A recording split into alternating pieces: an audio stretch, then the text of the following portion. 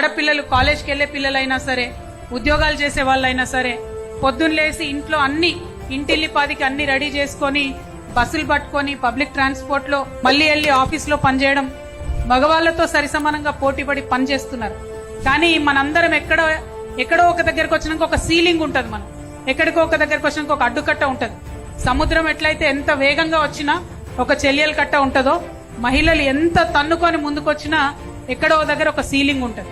ఎందుకంటే మనం మొత్తం చదువుకొని ఒక జాబ్ చేసి ఇక నెక్స్ట్ ప్రమోషన్ వస్తుందనే టైంలో ప్రమోషన్ రావాల్సిన అమ్మాయిని పిలిపించి పెళ్లి చేస్తారు. తర్వాత ఒక 7-8 ఏళ్ళు గ్యాప్ వస్తుంది, పెళ్లి పిల్లలు అది ఇది, మళ్ళా జూనియర్ పొజిషన్ పోయి మళ్ళా స్టార్ట్ చేయాల్సి వస్తుంది. ఇది యంగ్స్టర్స్ కి, ఐటీలో పనిచేసే పిల్లలకి, బ్యాంకింగ్ లో ఫైనాన్స్ లో పనిచేసే వాళ్ళందరికీ కూడా ఉన్నటువంటి ఎక్స్పీరియన్సే. అంటే world is tilted against us. ప్రపంచమే మనకు బయాస్డ్ గా ఉంది, సమతుల్యంగా లేదు. దాన్ని సమతుల్యంగా చేయడానికి మన వంతు ప్రయత్నం అయితే మనం చేయాలి.